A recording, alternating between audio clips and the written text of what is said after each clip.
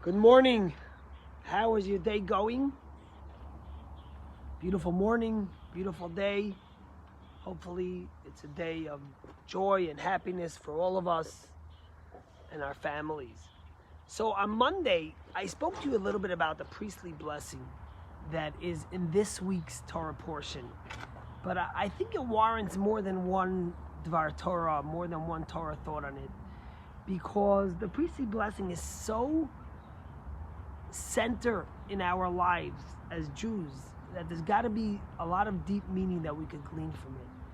Every Friday night, parents bless their children with the priestly blessing. They put their hands on them. In Shul, we do the priestly blessings on the holidays. At the kotel, they do it, etc., etc. So I wanted to tell you something else. In fact, by the way, the earliest scrolls we have are from the priestly blessing, which was found in 1979, which dates back to the time of Jeremiah, a Kamea.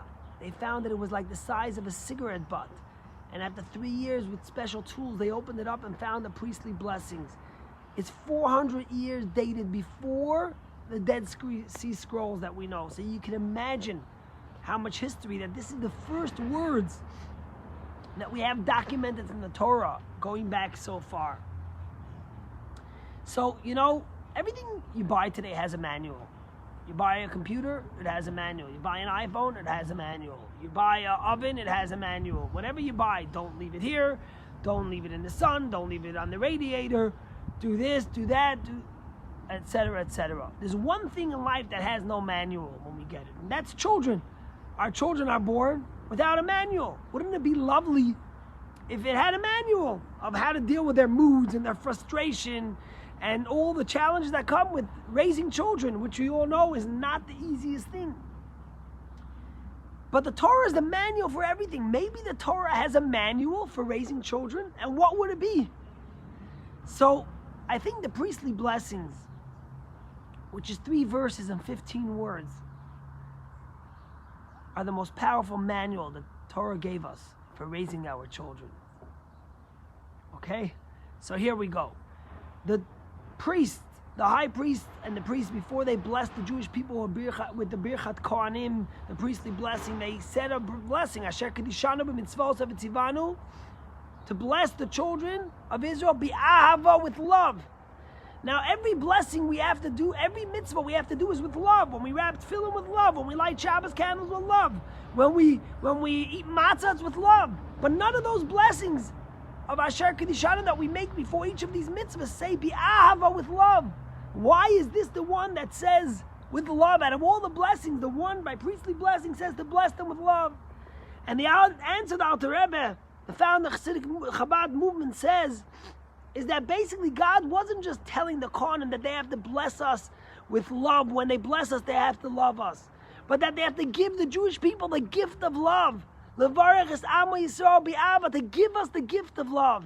And that's the blessings that are the lessons for our education of our children. So we'll start with the first blessing. Yivarechecha Hashem v'yishmerecha. May God bless you and may He protect you. The word bracha, to bless, comes from could have two meanings. The first meaning is to let something grow, to make something grow, and the second meaning is to let something realize its pre-existing potential and bring it to fruition. Those are the two first blessings that we get when it comes to our children. The first thing as parents we have to do for our children is help them grow. We help them grow physically by feeding them. We help them grow emotionally by loving them. We help them grow intellectually by giving them an education. We help them grow morally by teaching them right from wrong and what they should and should not do. Yivarechecha, the first thing as parents, our responsibility is to bless our children, to help them grow. And also, what is the greatest thing? Yivarechecha, to bless our children, that they realize and actualize their potential. Every single one of our children is born with so much potential that they could grow to. And as parents, it's our responsibility and our job to help them realize and actualize that potential that is innate within them, that they were born with. But the end of that blessing, the first blessing says, V'yishmerecha, and we have to protect them. As parents, not only do we have to help our children grow and actualize their potential, but we have to protect them. We have to protect them by setting limits, right? That's where discipline comes from. Discipline should never be that you discipline your child for you, that they shouldn't shame you or embarrass you. We have to discipline them for them. If a child has no bedtime, he won't be able to focus the next day. If they have no limit on their screen time, they'll become zombies. If a child doesn't know what no means, they'll grow up to be selfish children. Yivarechecha Hashem. We have to help our children grow and realize and actualize their potential, but v'yishmerecha, we also have to protect them. We have to discipline them. And we also have to protect them from abuse, from outside abuse. We have to give our children the strength and the character to stand up for themselves and always to feel comfortable to come and speak to us and to tell us how they're feeling and what is going on. That's the first blessing. Yivarechecha Hashem v'yishmerecha. To help them grow, realize and actualize their potential, and to protect them. What's the second blessing? Ya'er Hashem panav elecha v'choneka. May God shine His countenance upon you. What does Rashi say? He should show us a smiling face. A child always has to feel that the parents gaze at them. The moment they walk into the room, the parents light up with love, with joy, just from seeing them, that they bring so much kveling to their parents. Ya'er Hashem panav elecha. One of the greatest things of nurturing children is showing them constant love. But the blessing finishes the vichuneka. What does vichuneka mean? It comes from the word chen. Chen, Rashi explains, is when you get a free gift. What does a free gift mean? This is very important. There's two types of love we give our children. The first type of love is when they accomplish something. Hey, a child gets 100 on their test. They graduate with honors. They accomplish something great. They help us clean up the kitchen. That's conditional love. But then there's the unconditional love, right? When you have a baby, a child who screams and is up half of the night screaming and you couldn't sleep. Or when a child ransacks their whole room at 3 years old and then they come crying on your shoulders, do you throw them off? You hug them anyways. The love is unconditional. It's your child. You're going to love them no matter what. Ya'er Hashem panav elecha v'choneka. The second blessing after we help them grow, and throughout helping them grow and actualize their potential and protecting them, we need to show them unconditional love. We need to shine our countenance on them, that our children should know when you look at their eyes and you gaze at them, that they make us kvel, that we love them no matter who and what they are. That's the second blessing. The third blessing is Yisa Hashem panav elecha. May God lift His face to you. V'yasem lacha shalom. And may He give us peace. What does it mean God lifts His face to us? If you realize in the second blessing we say God should shine His countenance. Now we're saying He should lift His face. Rashi immediately says, what does it mean Yisa Hashem panav? God should lift His face to us, that He should withhold His anger. But why would God's face be down? Why would He be angry? This is the hardest part of parenting. It's the most challenging and difficult for all parents. You see, there's two ways we can look at our children. One is vertically and one is horizontally. What's the difference? When a child's young, when our child's 2, 3, 4, we look down at them as parents. We have to nurture them. We have to tell them what to do. They're small. We're on top. We're the parents, and we're looking down at them and guiding them and giving them the most important and powerful tools in their life. But there comes a time when suddenly your child has grown up. They're going to the gym, they're lifting weights, they're taller than you, they've graduated college, they've gotten the mind to think of on their own, they've thought of who they are, and it might be different than you are. Suddenly, it's Yisa Hashem panav elecha. You're not looking at them vertically as the little child running around who's so cute and so obnoxious sometimes, but suddenly you have a child who's bigger than you, who's an adult. And the thing is like this, why do you have to withhold anger? I'll tell you why. Because sometimes your child does something as their adult and you don't agree with it. And you might think differently. And you might tell them, of course, because you're the parent, that you want to nurture them, but they might not listen anyways. And the easy thing is to look down, to lose your gaze from looking at your child. Suddenly, your child, this adult, and doesn't do what you think and might do something that's actually wrong, and you lose your gaze on them, you take off your eyes from them. Says the Birchas Kohanim, the manual for us as we nurture and educate our children, Yisa Hashem panav elecha.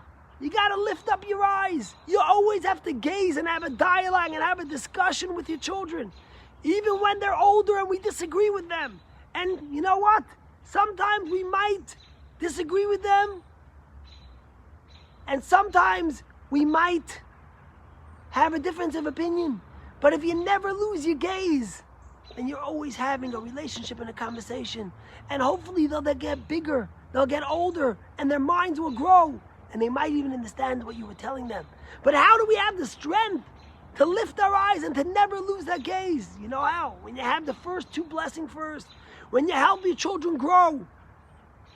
When you help them reach their potential. When you protect them and you teach them limitations and you give them moral expectations. You show them unconditional love. You shine your countenance on them. Then when Yisa Hashem, when the time comes that they're bigger and older and they leave your house and they might think differently, then it's Yisa Hashem panav elecha. Your eyes never lose gaze with them. And you keep the conversation and the dialogue going. And you listen to them. And even when they don't do what you want, you know that they're still your children and they'll come back. I once heard this beautiful story about this 16-year-old child who was getting bigger and he wasn't listening to his parents and he kept on rebelling. And they kept on having discussions and his parents told him no and he said yes. And one day suddenly the kid picked himself up in the middle of the night and ran away from home. And for a month the parents looked wherever they could to try to find this child. Every single place they went, they traveled, they made alerts, they sent private detectives, nothing to be done. And then one day the mother is sitting in the kitchen and making cinnamon buns. And suddenly the door opens and the kid comes in. And they both embrace and they're crying and hugging each other. And he says, Mommy, I love you. I'm so sorry. This is where I want to be. Even if we disagree, this is my home. This is where I belong. He says, Mom, I just have one question. He says, how did you know I was coming home today to make my favorite cinnamon buns? The house smells so delicious. This is the thing that I loved so much that you made more than anything else. How did you know I was coming home today to make it just today? And through tears, as the mother's hugging and the mother looks at the child, he says, I'll tell you the truth. I had no idea that you were coming home today. But since you left, every single day I've been baking these cinnamon buns because I know they're your favorite thing. And I knew and I hope that the day that you do come home, you should smell this delicious aroma and you should know that this is your home. And you should know that we love you unconditionally and that we listen to your opinion and we respect who you are. Yisa Hashem panav, the mother never lost her gaze from the child. Even when he left the house, even when it turned from vertical to horizontal. Yisa Hashem panav elecha. And after all these three blessings, God says, after we've done all this, He leaves us with the biggest and greatest gift we could give our children. The Yasem Lacha Shalom, the gift of peace. That's the greatest gift we could give to our children.